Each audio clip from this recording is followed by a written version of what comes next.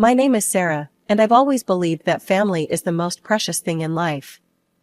I'm married to my loving husband, Jack, and we have two wonderful adult children, our son, Michael, and our daughter, Emily.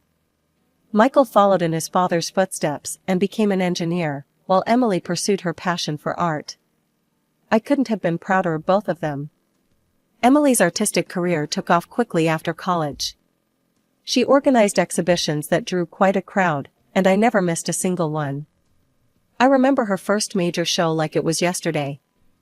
The gallery was packed, and Emily's paintings were the talk of the evening.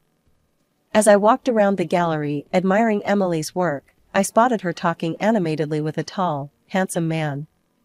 Little did I know then that this man, David, would become her husband and the father of my granddaughter. Their whirlwind romance was a joy to watch. David seemed to adore Emily, and she was happier than I'd ever seen her. They married in a beautiful ceremony just a year after they met, and soon after, Emily announced she was pregnant. I was over the moon at the prospect of becoming a grandmother. When little Sophia was born, I fell in love all over again. She had Emily's dark curls and David's green eyes, a perfect combination of both her parents. It was around this time that Emily made a decision that surprised me. She announced that she was quitting her job to work from home and raise Sophia full-time. "Are you sure about this, honey?" I asked her one afternoon as we sat in her living room, watching Sophia play with her blocks. "Your career was just taking off. I'd be more than happy to help with Sophia if you want to keep working." Emily shook her head, a determined look in her eyes. "I appreciate the offer, Mom, but I want to do this myself. I'm ready to sacrifice my career for Sophia. She needs me right now." I couldn't quite shake the feeling that something was off about this decision, but I respected Emily's choice. After all, she was a grown woman capable of making her own decisions. As the months passed, I noticed that Emily became more distant. Our regular coffee dates became less frequent, and when I called, she always seemed to be busy. As Emily drifted away, I found myself spending more time with Michael and his wife, Lisa. When they had their son, Tommy, Lisa asked if I could help out as a nanny. Of course, I jumped at the chance. And so, I threw myself into my role as Tommy's nanny. It was exhausting but rewarding work, and it helped fill the void left by Emily's absence. Still, I couldn't help but wonder if Emily was upset about the time I was spending with Tommy. I wanted to talk to her about it, but she kept avoiding my calls and canceling our plans. As Christmas approached, I held on to hope that Emily would reach out. I imagined us all gathered around the tree, Sophia opening presents with wide-eyed wonder. But as the days ticked by, that hope began to fade. On Christmas Eve, I sent Emily a message. "Merry Christmas, sweetheart. We miss you and would love to see you tomorrow. Love, Mom." Hours passed, with no response. I tried to focus on the joy of having Michael, Lisa, and Tommy over, but Emily's absence cast a shadow over the festivities. Christmas morning came and still no word from Emily. As we sat around opening presents, I couldn't help but notice the empty spot where Emily, David, and Sophia should have been. "Mom, are you okay?" Michael asked, noticing my distraction. I forced a smile. "Of course, dear. Just thinking about how fast you've all grown up." But inside, I was seething. This wasn't just about missing a family gathering anymore. This was about crossing a line. After the presents were opened and the dinner was cleared away, I turned to Jack. "We need to go see Emily," I said firmly. "This has gone on long enough." Jack knew better than to argue when I used that tone. He nodded, and we began gathering gifts for Emily, David, and Sophia. As we pulled up to their house, I noticed that the curtains were drawn, and the Christmas lights that Emily usually put up were noticeably absent. My heart sank a little more. We approached the front door, arms laden with gifts. Jack rang the doorbell, and we waited. Seconds stretched into what felt like hours before we heard movement inside. The door creaked open, and there stood Emily. My heart nearly stopped at the sight of her. She looked different. Tired, yes, but there was something more. Her eyes, usually bright and full of life, seemed dull and weary. She was wearing long sleeves, despite the warmth of the house, and she held herself as if she was in pain. "Mom? Dad? What are you doing here?" Her voice was barely above a whisper. "Merry Christmas, sweetheart," I said, trying to keep my voice steady. "We missed you at the family gathering, so we thought we'd bring Christmas to you." Emily's eyes darted nervously behind her before she stepped onto the porch, partially closing the door behind her. That's really nice of you, but you shouldn't have come. I'm not feeling well, and I didn't want to get anyone sick." It was then that I noticed the bruise on her arm, partially hidden by her sleeve. My motherly instincts went into overdrive. "Emily, what happened to your arm?" I asked, reaching out to her. She flinched away from my touch, pulling her sleeve down. "Oh, it's nothing. I had a little accident the other day. Slipped in the bathroom. Clumsy me." I exchanged a glance with Jack. We both knew she was lying. "Where's Sophia?" Jack asked, trying to peek inside the house. "We brought her some presents." Emily's face softened at the mention of her daughter. "She's napping right now. But I'm sure she'd love to see you. Maybe she could come visit you tomorrow?" I nodded eagerly, grasping at this olive branch. "Of course. We'd love to have her over." We chatted for a few more minutes, the conversation stilted and uncomfortable. Emily kept glancing back at the house, as if afraid someone would overhear. As we were about to leave, I couldn't help but pull Emily into a hug. She stiffened at first, but then melted into my embrace. For a moment, I felt like I was holding my little girl again. The next day, I woke up early, my mind still reeling from our visit to Emily's house. I busied myself in the kitchen, preparing Sophia's favorite foods and setting up some art supplies. Around noon, the doorbell rang. I rushed to answer it, finding Emily standing there with Sophia. My heart ached at the sight of my daughter, her eyes darting nervously as if expecting trouble. "Hi, Mom," she said softly. "Sophia's excited to spend some time with you." I knelt down to Sophia's level, opening my arms. "Hello, sweetheart. Grandma's so happy to see you." Sophia hesitated for a moment before running into my embrace. I held her tightly, breathing in her sweet, familiar scent. Emily handed me Sophia's backpack. "I've packed some of her things. I'll be back to pick her up this evening, okay?" I turned my attention to my granddaughter, determined to make the most of our time together. "Come on, sweetie.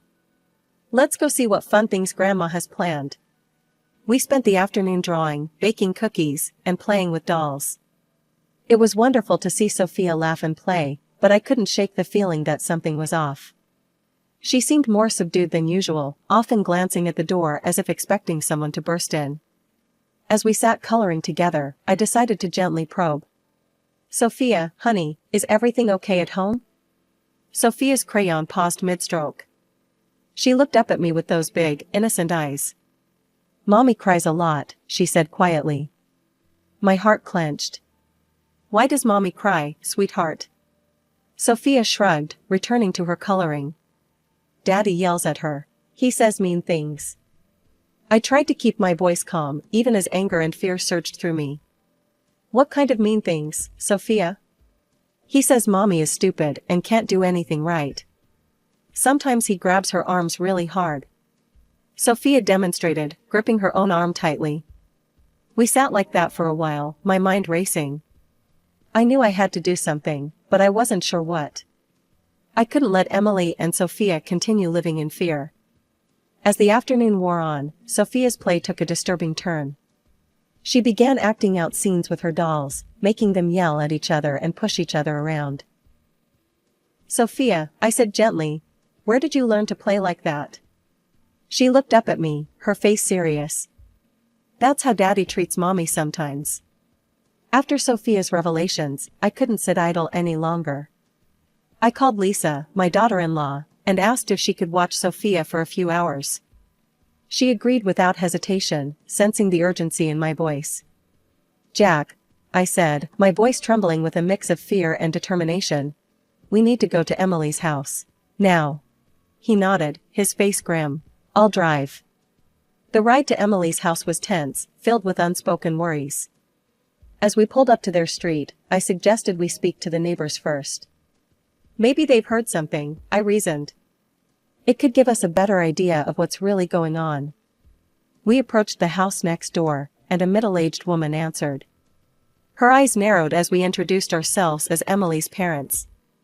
We're concerned about our daughter, I explained. Have you heard any disturbances from their house? Any arguments or screaming? The woman's face hardened. I haven't heard a thing, she said dismissively. They seem like a perfectly normal couple to me. Her arrogant tone set my teeth on edge, but I thanked her politely. As we walked away, Jack squeezed my hand reassuringly. We were about to knock on Emily's door when we heard it, David's voice, raised in anger. Why did you let Sophia go to your mother's? You know, I don't like her spending time there. My blood ran cold. Jack and I exchanged a look of horror before I jabbed the doorbell, my heart pounding. The shouting abruptly stopped. Moments later, David opened the door, a pleasant smile plastered on his face. Sarah, Jack, what a surprise.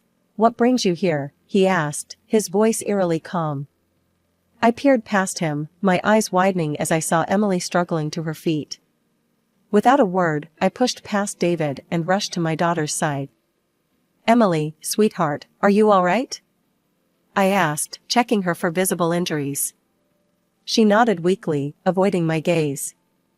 Anger surged through me as I turned to face David. How dare you treat my daughter like this? I hissed, my voice low and dangerous. I know what's been going on here, and I won't stand for it any longer. David's facade cracked for a moment before he regained his composure. I think you've misunderstood, Sarah. I'm simply trying to raise my wife properly. She can be quite difficult sometimes, you know. Raise her? I spat. She's your wife, not your child. And there's nothing proper about abuse. David's eyes narrowed. Why don't we ask the neighbors? They'll tell you everything's fine here. In that moment, I realized the horrifying truth. The neighbors were complicit in this abuse, turning a blind eye to Emily's suffering. I think it's time for you to leave, David said coldly. I need some time to cool down. We can discuss this misunderstanding later. Before I could protest, he was out the door, leaving us alone with Emily. As soon as he was gone, Emily broke down. Through her tears, she began to reveal the full extent of her ordeal. David had forced her to quit her job, isolated her from family and friends. He controlled her every move, checking her phone and taking away her car. He told the neighbors I was a bad wife and mother, she whispered. That he was raising me to be better. They all believed him. I became an outcast in my own neighborhood. My heart shattered as I listened to my daughter's pain. I held her tightly, vowing silently that I would do whatever it took to get her and Sophia out of this nightmare. He's gone to get more alcohol, Emily said, fear creeping into her voice. He'll be back soon. As we began to plan our next move, I knew we were in for a fight. But looking at my daughter's bruised but hopeful face, I knew it was a fight worth having. No matter what it took, we would free Emily from this cycle of abuse and bring her home where she belonged. I turned to Emily, my voice firm but gentle. Sweetheart, I want you to pack your things and Sophia's. You're coming home with us. Emily's eyes widened with a mix of hope and fear. But Mom, what about David? He'll be so angry. Jack stepped forward, his jaw set with determination. That's his problem, not yours. I'm your father, and I'll protect you. Both of you. With trembling hands, Emily began to gather their belongings. I helped her, moving quickly and efficiently, knowing time was of the essence. Within minutes, we had packed the essentials into 2 suitcases. As we left the house, I could hear murmuring voices. A group of neighbors had gathered near the gate, their eyes following us with disapproval. An elderly woman stepped forward, her face pinched with judgment. You should be ashamed, she spat at me. You've raised your daughter poorly. She should be grateful that her husband tolerates her and takes care of her and the child. Anger surged through me. Without a word, I gently took Emily's arm and pushed up her sleeve, revealing the dark bruises that mottled her skin.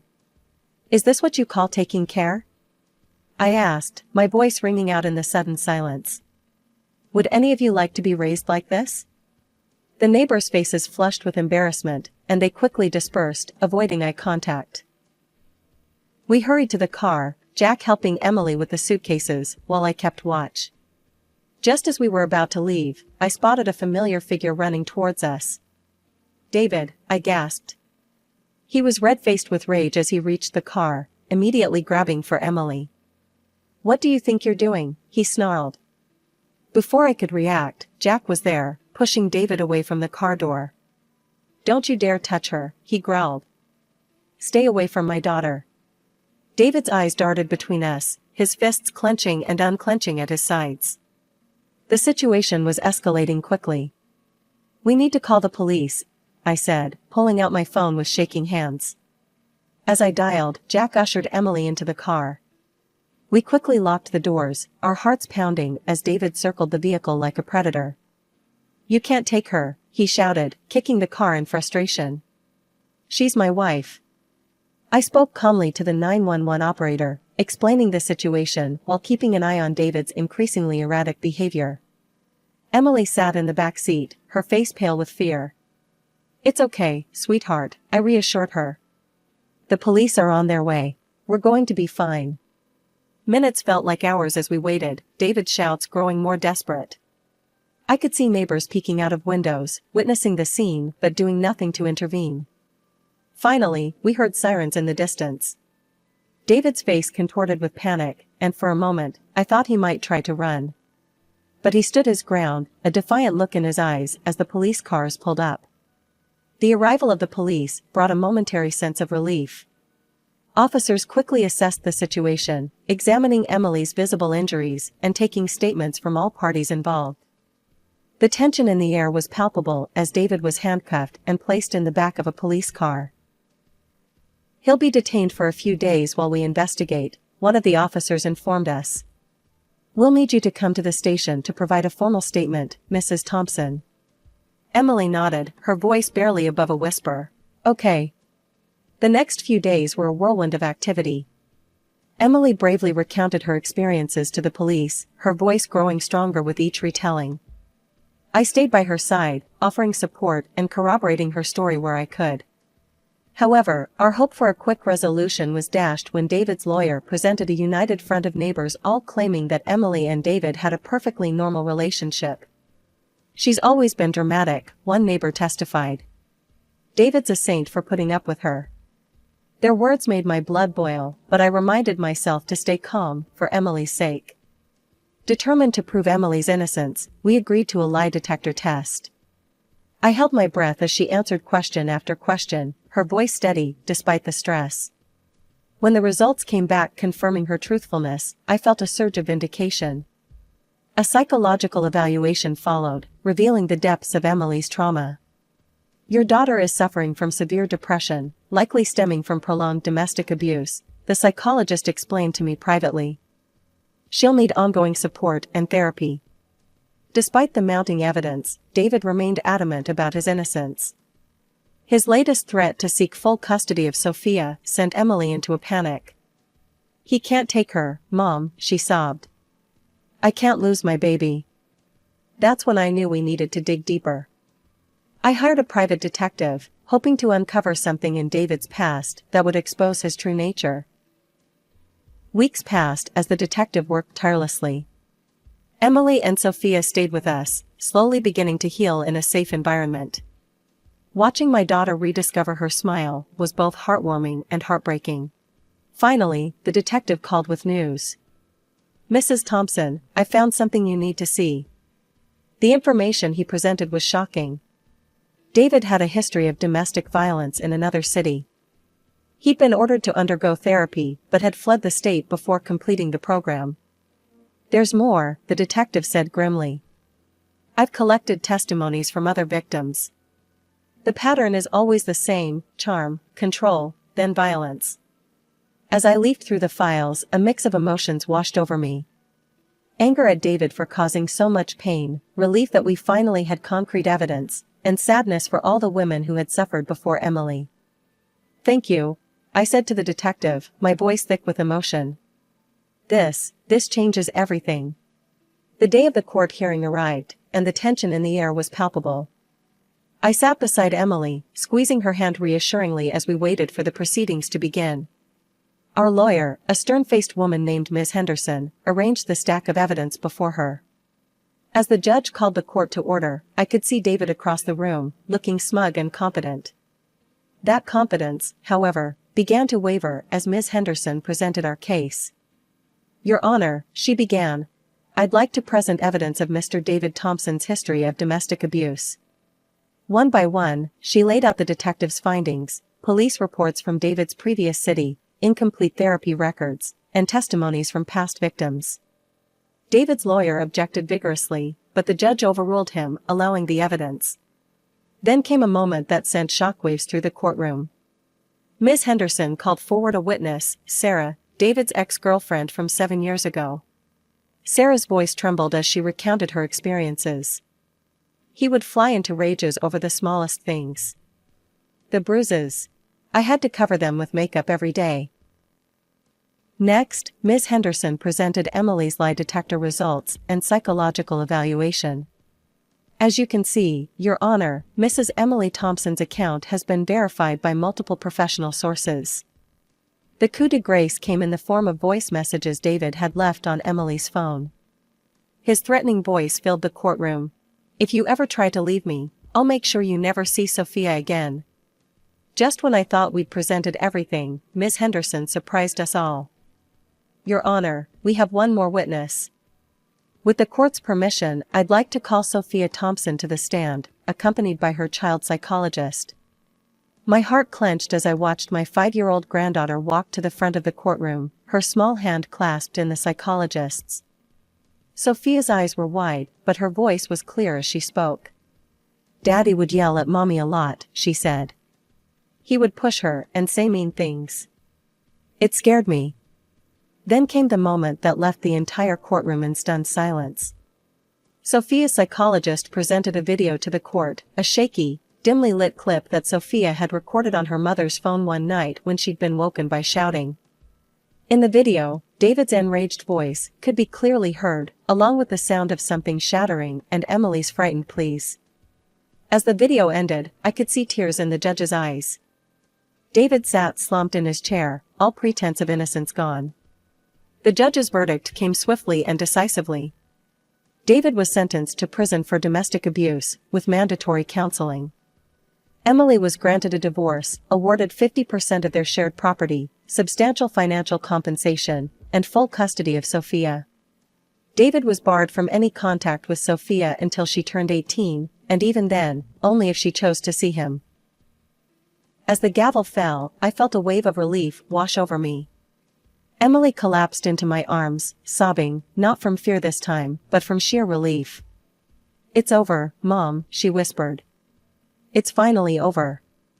As we left the courtroom, I saw David being led away in handcuffs. Our eyes met for a brief moment, and I saw something I never expected: regret. But it was too little, too late.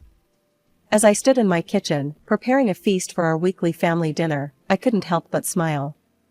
The house was filled with the cheerful noise of my grandchildren playing, the aroma of roasting chicken, and the gentle hum of conversation from the living room where Emily and Michael were catching up. It had been 6 months since the court hearing, and the change in our family was palpable. The dark cloud that had hung over us for so long had finally lifted, replaced by a warmth and joy that I had feared we might never experience again. Emily and Sophia had moved in with Jack and me after the trial. At first, I worried it might be challenging for all of us to adjust, but those fears quickly dissipated. Having them close allowed us to provide the support and love they needed to heal. Sophia, my brave little granddaughter, was making remarkable progress. The nightmares that had plagued her in the early days after leaving David had become less frequent. Now, more often than not, I would hear her giggling with her cousin Tommy as they played elaborate make-believe games. "Grandma, look," Sophia called out, running into the kitchen with a drawing in her hand. "I made this for you." I wiped my hands on my apron and knelt down to examine her artwork. The page was filled with bright colors, a stark contrast to the dark, scribbled drawings she had produced in the months following the trial. This picture showed our family, stick figures with big smiles, standing in front of a yellow house, with a rainbow arching overhead. "It's beautiful, sweetheart," I said, pulling her into a hug. "Why don't we hang it on the fridge?" As I stood up, I caught sight of Emily watching us from the doorway, a soft smile on her face. The change in her was just as remarkable as Sophia's. The haunted look in her eyes had faded, replaced by a spark of life that grew brighter each day. "Need any help, Mom?" she asked, stepping into the kitchen. "You can set the table if you'd like," I replied, gesturing to the stack of plates on the counter. As we worked side by side, I marveled at how natural it felt. These simple moments of domesticity, once taken for granted, now felt like precious gifts.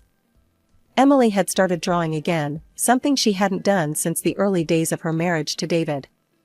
Her studio, once Jack's old office, was filled with canvases. I had watched her art evolve over the past months, mirroring her healing journey.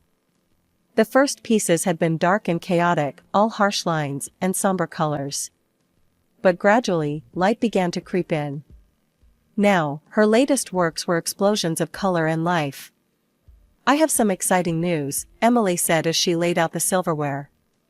"The gallery downtown wants to feature some of my new pieces in their upcoming show." "Oh, sweetheart, that's wonderful," I exclaimed, pulling her into a hug. "I'm so proud of you." Emily beamed, her eyes shining with a confidence I hadn't seen in years. She had recently started working part-time at a local art supply store, slowly reintegrating into the workforce. It was a small step, but an important one in reclaiming her independence. As we all gathered around the dinner table that evening, Jack, Michael, Lisa, Tommy, Emily, Sophia, and me, I felt a wave of gratitude wash over me. The road to this moment had been long and painful, but looking at the smiling faces of my family, I knew it had been worth every struggle.